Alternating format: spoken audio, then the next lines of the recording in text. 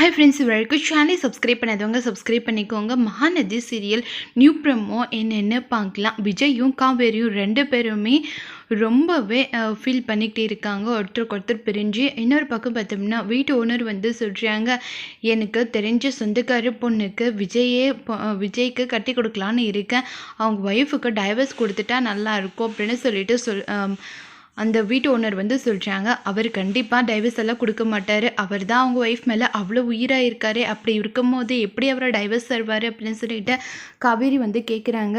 இல்லை, கண்டிப்பாக அந்த திமிரு பிடிச்சவளுக்கு டைவர்ஸ் கொடுத்துருவார் அவர், எனக்கு தெரியும் அப்படின்னு சொல்லிட்டு காவேரி கிட்ட அந்த ஹவுஸ் ஓனர் வந்து சொல்கிறாங்க. அதை கேட்ட உடனே காவேரி ரொம்பவே டென்ஷன் ஆகுறாங்க.